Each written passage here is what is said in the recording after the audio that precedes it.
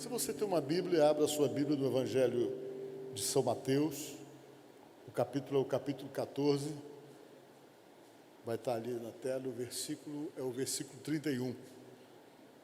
Você pode nos acompanhar nessa leitura. E prontamente Jesus, estendendo a mão, tomou-lhe e disse: o que foi que Jesus falou para o Pedro? Digam bem forte comigo, vamos lá. Homem de pequena fé, por que duvidaste? Amém? Podemos assentar, irmãos? Fique à vontade. Eu quero, nesta noite, conversar um pouquinho com vocês sobre fé.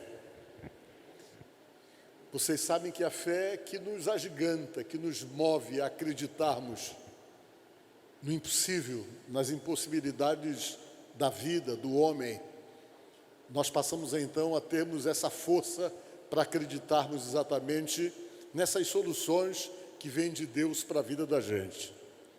Sem fé é difícil para viver, porque constantemente nós estamos esbarrando em nossos limites. E para viver bem, na maioria das vezes, nós temos que superar limites.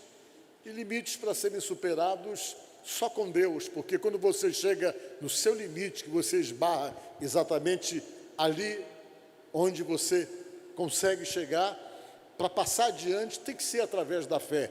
Alguém disse que a fé é a mão do Espírito, é com ela que você consegue tomar posse de coisas que você não consegue tomar posse de uma forma normal, de uma forma comum, de uma forma natural. E eu quero conversar com vocês exatamente sobre isso, sobre essa fé que nos impulsiona a superarmos situações aparentemente impossíveis, essa fé que nos leva simplesmente a enfrentarmos desafios e, consequentemente, superá-los.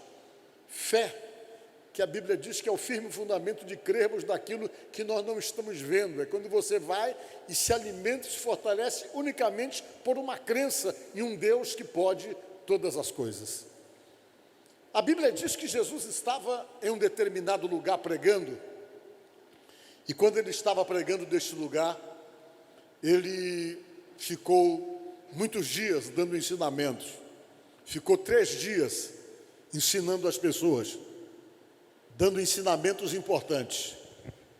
E nesse dia ele estava dando ensinamento exatamente na Galileia.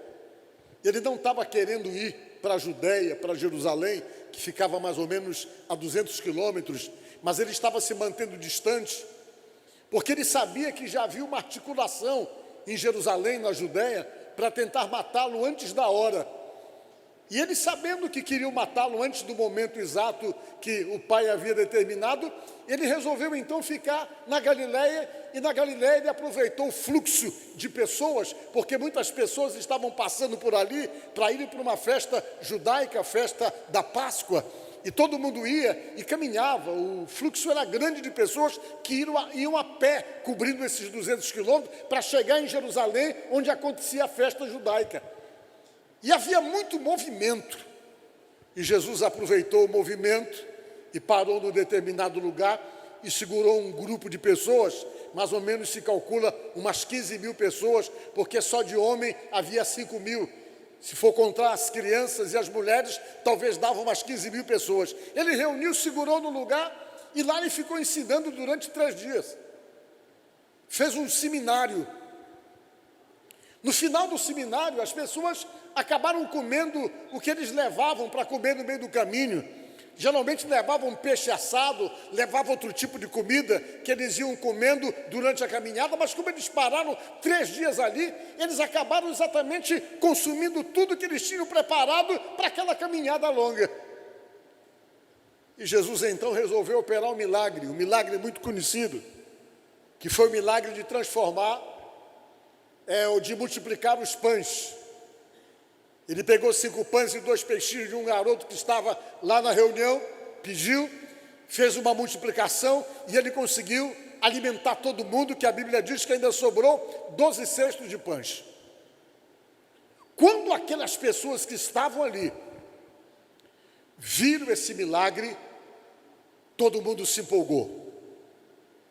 O pessoal estava meio abatido politicamente falando, porque eles estavam vivendo uma situação política muito delicada, de invasões, de domínios de outros povos, no caso os romanos, e eles viram aquilo ali como uma possibilidade de estabelecer um sistema de governo diferente daquele opressor que eles estavam vivendo. E diz a Bíblia que eles tentaram aclamar Jesus como rei. Tentaram aclamar Jesus como rei, na mesma hora, olhando para Jesus e vendo em Jesus toda a possibilidade, a característica de alguém que pudesse dominar sobre eles e reinar sobre eles e atender todas as expectativas que eles tinham. E quando eles tentaram fazer isso, a Bíblia diz que Jesus saiu do meio deles e foi lá para cima de uma montanha. Foi lá para a montanha orar. Talvez isso se deu mais ou menos, tem a imagem dele lá na montanha. Talvez isso se deu mais ou menos umas 5h30, 6 horas da tarde, quando isso se deu, que ele foi aclamado pelas pessoas e todo mundo em cima dele, e depois não deu mais, ele pegou, subiu e foi para o alto da montanha, diz a palavra de Deus. E lá ele ficou orando, diz a palavra de Deus, fugindo daquela pressão das pessoas que queriam aclamá-lo como rei. E ele ficou lá, orando, e os discípulos ficaram aqui embaixo, segurando o barco que eles estavam. Só que eles não prestaram atenção na força da água, e no escuro o barco foi sendo levado, e o certo é que o barco foi lá para o meio do mar, do lago de Genezaré, ou do mar da Galileia. Ficou bem distante, foi embora o barco, saiu da beira. Segundo a Bíblia, foi mais ou menos aos 200 estádios de distância. Isso aí, traduzindo para quilômetros, foi para 6 quilômetros de distância. Da beira, exatamente da praia onde eles estavam, 200 estádios, foi exatamente para uma distância de 5 a 6 quilômetros. Ficou longe da beira. Jesus acabou de orar mais ou menos entre as 3 e as 6 da manhã. Diz a Bíblia, na quarta vigília da noite, era 3 às 6 horas da manhã, ele resolveu descer da montanha. Quando ele desceu da montanha, mais ou menos entre as 3 e as 6 da manhã, que ele chegou na beira da praia, o barco não estava lá. O barco estava lá no meio, a 6 quilômetros de distância da beira. E diz a Bíblia que Jesus resolveu então ir ao encontro do barco, caminhando sobre as águas. Às vezes as pessoas pensam que ele caminhou um pedacinho só, mas ele caminhou entre 5 e 6 quilômetros. Ele foi andando em direção do barco, não quis gritar pelo barco, não quis chamar pelo barco, mas ele, Jesus, é Deus, podia realmente fazer aquilo, e ele foi desafiando a própria física, ele foi andando sobre as águas em direção do barco. Quando ele se aproximou do barco, os discípulos olharam um vulto no meio do mar, estava escuro ainda, e apareceu um vulto. Eles viram que alguma coisa estava sobre o mar, e a Bíblia diz que eles ficaram com medo. Diz a palavra de Deus que imaginavam eles ser um fantasma. Eles ainda acreditavam em fantasma, eles imaginaram é um fantasma, e eles gritaram apavorado, pedindo ajuda para Deus, dizendo: Senhor, socorre-nos, nós estamos vendo um fantasma. Isso de madrugada. De repente a voz ecoou lá do meio do mar, dizendo assim mesmo: não temam, porque sou eu. Ele falou assim.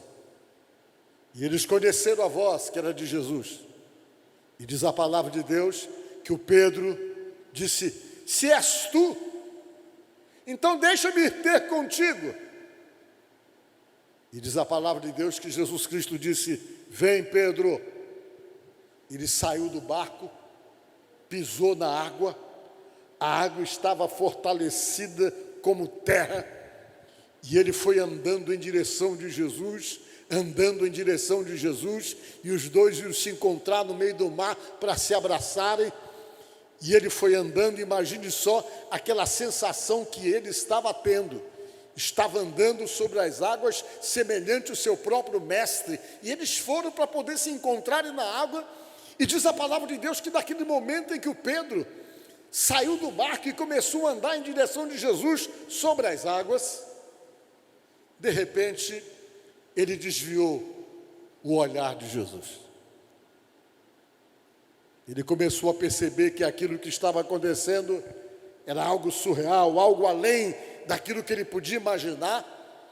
E no momento em que ele começou a prestar atenção na realidade dos fatos, aquilo causou um certo medo nele, causou uma certa insegurança, porque ele começou a prestar atenção, diz a palavra de Deus, no movimento das águas, no movimento realmente que acontecia em sua volta.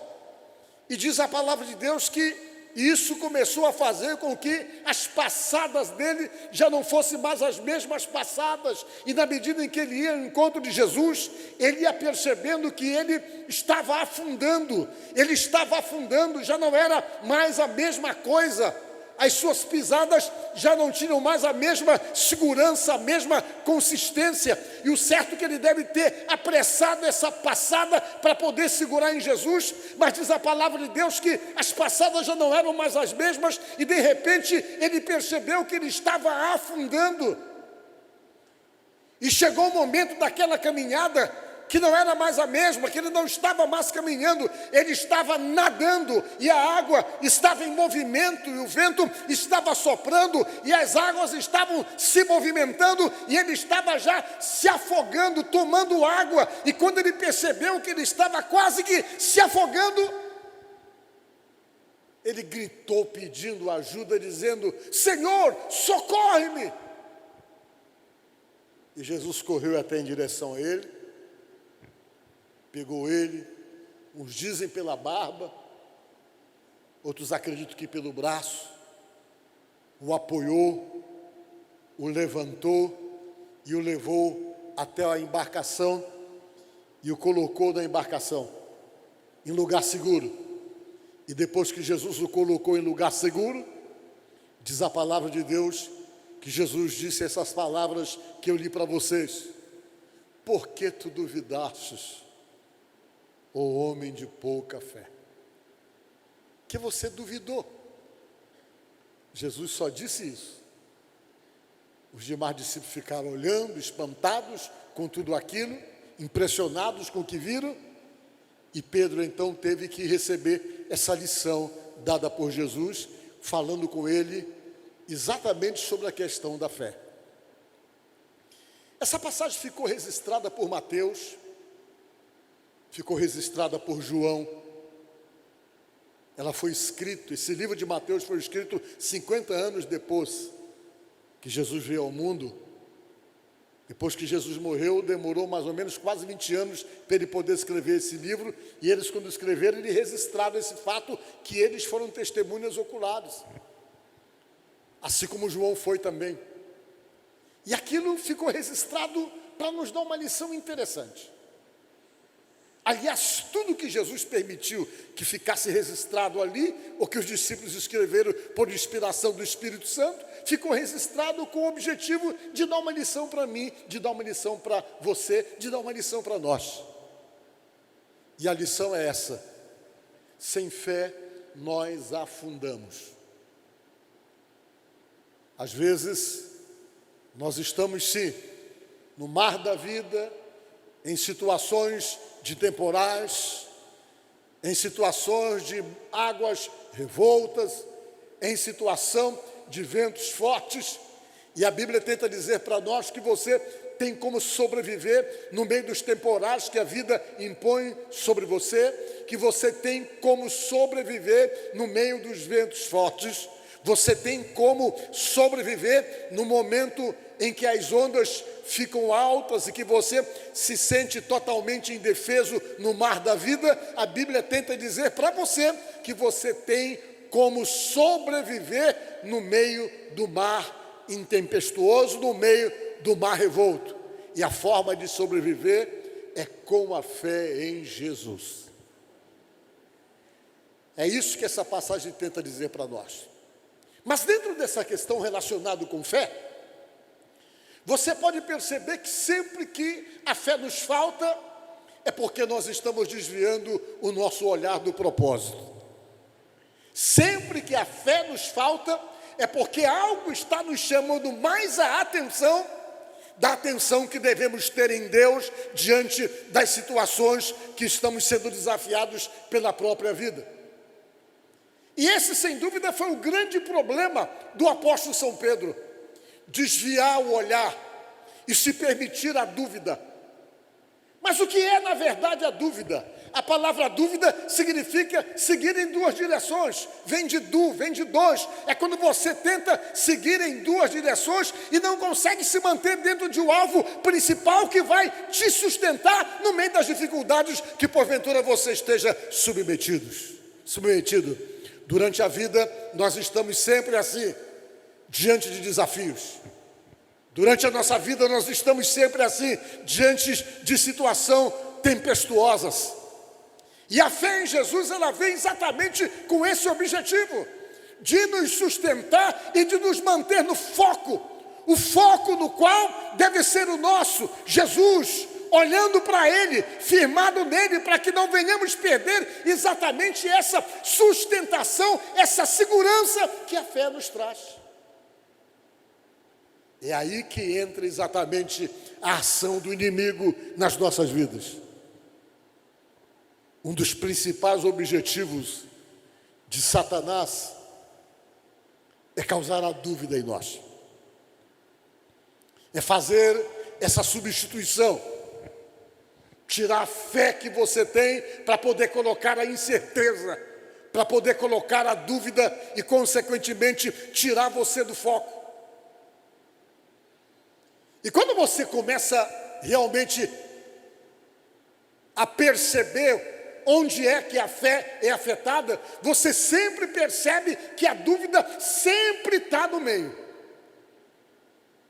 É aquela pessoa que vem e diz para você uma palavra para tirar o teu estímulo. É aquela pessoa que chega perto de você e, usada pelo maligno, diz: olha, é melhor desistir, quando você está ali focado, acreditando que Deus tem algo para confirmar para você, e alguém vem e começa simplesmente a soprar no teu ouvido para poder tirar exatamente a segurança que você está tendo. É quando o inimigo vem e cria situações em nossa volta, exatamente com o intuito de afastar você, de abalar você, de desestruturar você. Por quê? Porque uma das coisas que ele tenta é fazer com que a tua fé, ela não venha estar de fato sustentada em você, porque ela cria possibilidades de milagres, de respostas de Deus e de ações de Deus em sua própria vida. Aí ele vem e cria as situações de dúvida, cria as situações de incerteza, faz com que você passe simplesmente a acreditar e a achar que não tem como dar certo, porque de repente todas as situações contrárias são mais fortes diante de tudo aquilo que você poderia crer. Só que a Bíblia diz que a fé é exatamente isso. É algo que dentro da visão humana não tem probabilidade, não tem lógica, senão não seria fé. As coisas que têm probabilidade, as coisas que são prováveis, elas vão acontecer pela própria ação e resultado natural das coisas. Aquilo que tem probabilidade, ou que é possível, ou que tem possibilidade, com certeza você tem inúmeras formas de poder fazer, de poder realizar.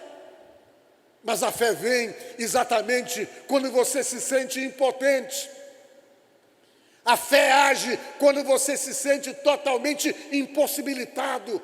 A fé age é quando você está diante de uma situação que você olha e você não sabe como atingir o objetivo, algo que está tão longe, tão distante, tão inatingível para você, que você olha para um lado e olha para o outro e você não consegue ver como aquilo pode acontecer, e você não vê lógica, não vê probabilidade de tal coisa se tornar real, e você se apega na fé em Deus e na confiança, acreditando que alguma possibilidade vai se criar para se tornar possível. Diga glória a Deus. Pelo menos foi isso que Paulo falou a respeito da fé. Falando de Abraão, ele disse que a fé é exatamente isso. É a intervenção e a ação de um Deus que chama à existência as coisas que não existem. As coisas que não têm possibilidade, que não têm probabilidade, passam a acontecer de forma inexplicável. Por quê? Porque é uma prerrogativa de Deus e uma ação direta dele para poder mudar situações na sua própria vida. Às vezes Deus provoca essa fé na gente. E a melhor maneira que Ele encontra muitas vezes de revelar essa fé em você é deixando você sem saída. É deixando você realmente tendo uma visão desanimada por não ver possibilidade em nada. É nesses momentos que Deus costuma se revelar para nós. É quando você se sente sem saída e olha unicamente para Deus como a única saída e a única possibilidade de poder reaver alguma coisa ou de poder conseguir algo que você está querendo, que você está precisando. É nessas horas que Deus gosta de agir. Quando alguém vem e começa a dizer que não tem mais jeito, que é melhor você desistir, que já foi dado a última palavra, porque fulano disse que não dá, fulano disse que não tem como, fulano disse que não tem jeito, mas só que Deus não deu a palavra dele ainda, e Ele gosta de agir exatamente nesses momentos, quando você se sente totalmente sem saída e totalmente perdido, sem nenhuma outra chance de poder obter por você alguma coisa que você está precisando ou querendo. Deus vem, estimula você a crer, estimula você a confiar e a acreditar para poder fazer aquilo que Ele tem para fazer, exatamente para poder se aproximar de você e para poder forjar em você uma crença e um conhecimento do poder de Deus que você não tem. Foi assim que Deus fez, por exemplo, com Abraão, o pai da fé, diz a Bíblia. Deus fez uma promessa para ele e Deus deixou a promessa ficar impossível, humanamente falando, de se confirmar. Deus deixou a situação ficar complicada e impossível de se confirmar, porque se Deus operasse numa situação de possibilidade biológica ou possibilidade humana, Ele poderia em algum momento dizer, não, isso aí aconteceu porque tinha que acontecer, porque era possível. Mas Deus permitiu que a situação ficasse dentro de uma realidade de impossibilidade por não haver nenhuma condição biológica ou humana de tal coisa acontecer. O que foi que Deus fez? Deus chegou e disse, Abraão, tu vais ser pai de uma grande nação. E ao mesmo tempo que Deus falou isso, a mulher do Abraão, ela era estéril. Não tinha como ser mãe. Deus falou com ele quando ele tinha uns 50 anos e fez a promessa para ele. Ele tinha 50 anos, Deus fez a promessa. A mulher dele ainda tinha 40. Só que os anos foram passando. A mulher dele fez 60 e nada de ficar grávida.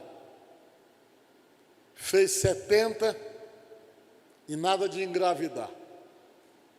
Ela ficou tão preocupada com a situação que ela foi dar uma ajudazinha para Deus. E a ajuda que ela deu para Deus foi o quê? Foi dando a escrava dela, Agar, para dormir com Abraão, para poder ter um filho, para que ele não ficasse sem descendente. Abraão se relacionou com Agar, a escrava que era mais nova e que biologicamente estava com possibilidade de ser mãe. Tiveram um filho. A Agar teve um filho. Desse filho dela se formou uma grande nação, que são os árabes. E esse filho gerou um problema tão grande que a gente tem problema até hoje. Árabe não se entende com judeu. São meio irmãos, mas não se entendem. Tudo porque ela tentou resolver um problema para dar uma mãozinha para Deus por falta de fé. Abraão continuava firme na sua fé. E Deus deixando o tempo passar, por quê? Porque se Deus operasse um milagre dentro daquelas possibilidades biológicas, Abraão e Sara podiam até duvidar do projeto que Deus tinha, podiam até duvidar realmente daquilo que Deus havia projetado através do seu filho Isaque. E Deus esperou Sara agoniada, porque ela achava que estava cada vez mais difícil para ser mãe. Só que Deus estava esperando a hora certa para tentar mostrar para Abraão que com ele as coisas não acontecem dentro da probabilidade das possibilidades. Aquilo que você pode fazer, você faz. O que Deus quer fazer para você é aquilo que você não está podendo fazer. É isso que Ele está querendo. É quando você esbarra no seu limite, eu não posso, eu não sei, eu não tenho como, aí Deus vai, você aciona a Deus e a sua fé vai criar possibilidade de coisas que pareciam impossíveis. E diz a Bíblia que Deus esperou. Quando Sara estava com 90 anos e Abraão com 100, o anjo apareceu na casa do Abraão para dizer: Abraão, está na hora de se cumprir aquela promessa.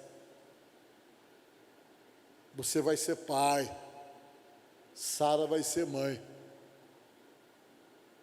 E ela tinha aquele costume que mulher não tem, só ela que tinha esse costume. Eu vi atrás da porta.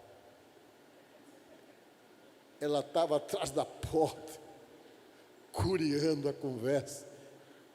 E ela viu quando o anjo disse: pois é, a tua mulher vai ter um filho. Ela segurou uma gargalhada, se espocou com a história. Por isso que o nome do filho dela se tornou Isaque, que significa meu riso. Ela começou a rir. Esse anjo deve estar maluco falando um negócio desse. Esse anjo está maluco. E começou a rir, porque ela tinha 90 anos. Ela disse: eu já passei dos tempos naturais das mulheres. Estou com 90 anos. Ela não estava na menopausa, ela estava na maior pausa. Você imagina, só com 90. Não havia nenhuma possibilidade humana, biológica. Hoje parece que já tem alguma coisa que se faz para resolver um problema desse. Ela com 90 anos era além de tudo aquilo que a medicina da época podia fazer para socorrer. E o anjo chegou e disse: pois é, você vai ser pai. O Abraão com 100 anos, com certeza, confiou no anjo, né? Na palavra do anjo, porque o camarada com 100 anos, para poder fazer uma proeza dessa, naquela época. Aí as pessoas ficam: mas como foi que ele fez? Eu vi uma certa vez um pastor pregando, dizendo que quando o anjo chegou, falou para ele: olha, você vai ser pai. Ele chegou: Sara, é hoje, arruma lá a tenda, joga um perfumezinho na tenda, ajeita tudo lá, porque o anjo falou. E se o anjo falou, o anjo está garantindo que vai dar certo. E eles coabitaram, ela com 90, ele com 100. E sabe o que diz a Bíblia e a história? Que ela ficou grávida aos 90 anos. Que cena deve ser essa, hein? Viu uma mulher de 90 anos com um barrigão bem grande, grávida, né? Coisa de Deus. E se confirmou aquilo que realmente Deus havia falado. Deus esperou a situação se agravar e ficar impossível para tentar dizer que aquela obra era fruto de uma fé e de uma promessa. É assim que Deus quer fazer com você. Às vezes você olha e diz: mas está ficando cada vez mais difícil. Deixa ficar difícil. Porque se Deus está deixando ficar difícil, é porque Ele faz questão de operar nessa circunstância, para que você lá na frente diga: olha, aquilo ali não foi normal não, só aconteceu porque foi Deus que fez. Aí você não vai ter nenhuma dúvida. Só aconteceu porque foi Deus, porque todo mundo dizia que não tinha jeito, tudo falava que não havia possibilidade, mas aconteceu por quê? Porque Deus mudou uma situação. E a fé serve exatamente para isso. Quando nos falta, nós afundamos. Quando nos falta, nós somos tragados pelas circunstâncias, somos tragados pela situação. Quando nos falta, tudo nos abala, tudo nos abate. Quando nos falta, nós ficamos angustiados, depressivos, diante do que? De esbarrarmos nos nossos limites e não termos nenhum plano mais diante daquilo que nós esbarramos e que sentimos que não temos como prosseguir. Mas nesta noite, eu quero dizer para vocês, ou estou dizendo para vocês, não sei o que você já ouviu, eu não sei o que você já escutou, eu não sei como é que está o teu ânimo. De repente você pode estar simplesmente se entregando diante de tudo aquilo que os teus olhos têm contemplado, mas você ainda tem uma saída, você ainda tem um recurso no qual você pode se apegar. E esse meio, esse recurso no qual você pode se apegar, se chama Jesus Cristo. Confiar nele, se sustentar nele e ter essa certeza, ainda que tudo venha a falhar, se ele quiser, ele é Deus, saiba que ele nunca falha. É através dessa fé que nós conseguimos as coisas de Deus para a nossa própria vida. É através dessa fé que o impossível torna-se possível. E a Bíblia que diz isso, que os impossíveis dos homens são possíveis para Deus, tentando dizer para nós e tentando nos estimular a acreditarmos diante de toda e qualquer situação improvável. Continue acreditando. Por quê? Porque você tem um Deus. Deus é isso. A Bíblia diz que o nosso Deus é um Deus de milagres. Você pare de dizer, mas Jesus, ele operou milagre no passado. Era no passado não, ele opera hoje também. Está lá em Hebreus 13:8, que diz que Jesus Cristo é o mesmo ontem, hoje e eternamente. Ele sempre vai ser o mesmo. É nele que nós devemos então nos sustentarmos. É nele que nós devemos confiarmos. E temos essa segurança e essa fé e essa certeza que nos temporais mais difíceis, nos mares mais revoltos, sempre ele vai estar estendendo a mão para nos sustentar e nos manter de pé, mesmo quando a insegurança bater no nosso coração. Então, nesta noite, você que está aqui e que acredita em Jesus e que de repente precisa que da parte dele se confirme coisas, creia, ore, não recue, não desanime, vá, insista e creia no poder de Deus, porque a vontade dele, claro, é soberana, mas muitas vezes ele até muda a vontade dele por conta do nosso clamor, da nossa petição e da nossa oração. Amém? Tem uma história de um pastor que eu não conheci ele pessoalmente, mas eu sei de pessoas que conheceram ele. Ele estava pregando numa cidade lá em Castanhal, que eu fiquei tomando conhecimento, e ele tinha um problema de coração. Tinha um problema muito delicado de coração. E ele foi pregar numa determinada igreja e no mesmo dia ele foi almoçar na casa de uns irmãos. E todos os irmãos foram para lá para casa, eles almoçaram juntos. Nesse dia ele comeu bem, acabou de comer, sentou no sofá, e quando ele sentou no sofá da casa lá, deu um infarto nele fulminante. Pá! Ele caiu, roxo. Quando ele caiu roxo, no sofá, as irmãs que eram do grupo de oração que estavam lá, começaram a orar em cima de Jesus. Olha, papai, começaram a orar pedindo para Deus levantar ele. Ele conta nesse depoimento dele que quando isso aconteceu, ele disse que viu o corpo dele, o espírito dele saindo do corpo dele, subindo. E ele disse que viu as irmãs orando em cima dele, orando. E ele já ia mesmo. E ele conta no testemunho que quando ele ia, apareceu alguém como se fosse Jesus e disse para ele: olha, tu vai ter que voltar. Tu vai ter que voltar.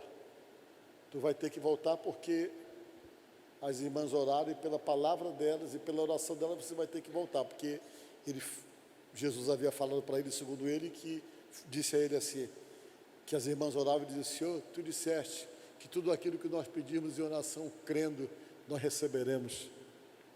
e nós estamos te pedindo em oração, dá a vida para o pastor. E ele pegou e disse que voltou. Quando ele voltou, o espírito dele, para entrar no corpo, disse ele que viu um anjo e colocou uma espada no ombro dele. Quando colocou a espada no ombro dele, ele disse que deu um estalo e ele voltou. Parece uma história assim muito estranha, mas o que faz se acreditar que essa história é verdadeira, porque depois desse episódio, ele ficou curado do problema do coração que ele tinha. Aí todo mundo passaram a achar que essa história não era fantasiosa, mas era uma história real, porque ele, que tinha um problema gravíssimo no coração, depois desse episódio passou a ter o coração saudável. São coisas sobrenaturais que eu acredito. E Deus é isso. Deus é um Deus de sobrenatural. Às vezes tem coisas na vida da gente que só o sobrenatural de Deus para mudar. Só o milagre de Deus para mudar. E esse milagre para agir é a fé. É você orando, é você clamando, é você se posicionando, é você acreditando, acima de tudo, que existe um Deus que opera milagres. E Deus opera. Nós tínhamos um caso na nossa igreja de uma irmã que já faleceu. Eu até tenho o depoimento dela gravado. Ela era tia do nosso irmão Denilson, que canta lá na igreja. Ela ficou com câncer no seio, foi no seio. E ela sentia muitas dores. Quando foi um dia, a médica lá do hospital ali do Monte Castelo, Aldenora Bela, desenganou ela. Disse para a família levar para casa e deixar ela morrer em casa. Porque eles não tinham mais nada o que fazer, porque ela estava com metástase. E a médica chegou e disse que não tinha mais jeito, que levasse ela para casa e que deixasse ela em casa. Todo mundo começou a orar, porque ela sentiu umas dores horríveis, essa senhora. Ela morreu esse ano, ela faleceu esse ano depois de muitos anos desse milagre. Ela sentia dores horríveis. Todo mundo começou a orar, começou a orar por ela. Ela gritava muito de dores. Um dia eu fui na casa dela orar por ela, mas a gente vai orar assim, despretensiosamente, porque a gente fica muito impactado pelo diagnóstico de CA. Alguém chega e diz, olha, o diagnóstico é esse, você já se abala. Tem gente que às vezes está benzinho, o dia que ele descobre que ele é diagnosticado, ele começa a definhar. Porque é uma coisa impactante, porque no conhecimento da gente é alguma coisa que não tem cura. E nós fomos lá orar, mas eu mesmo orei despretensiosamente por ela, e toda a igreja passou a orar por ela. Começou a orar, as dores desapareceram, e quando foi o dia de voltar no médico lá, ela voltou na própria médica, e a médica foi examiná-la. Aí chegou à conclusão que não sabia o que tinha acontecido, mas que ela não tinha mais nada. Ela ficou curada. Eu vou colocar o vídeo do testemunho dela para vocês lá no grupo da igreja. Ela ficou completamente curada do problema. Ela morreu, mas não morreu do câncer que ela tinha. Jesus recolheu de outra forma esse ano. Acho que foi no mês de janeiro, no mês de fevereiro. Ela ficou mais ou menos, depois de sarada, acho que demorou mais de 8 anos até Jesus recolher, que ela já era uma senhora de idade. Mas Deus confirmou a oração de muitas pessoas. Isso é a fé. A fé que não tem explicação. A fé vai além da lógica das coisas, senão não seria a fé. Então nesta noite, eu estou pregando isso para vocês, falando o caso do Pedro, contando essas histórias, só para dizer para você uma coisa: só quem pode dar a última palavra com respeito à sua vida é Deus. Se Ele não deu ainda, então tudo é possível. Tudo é possível. E você vai e usa essa fé que faz com que respostas cheguem até nós. Amém? Que Deus abençoe.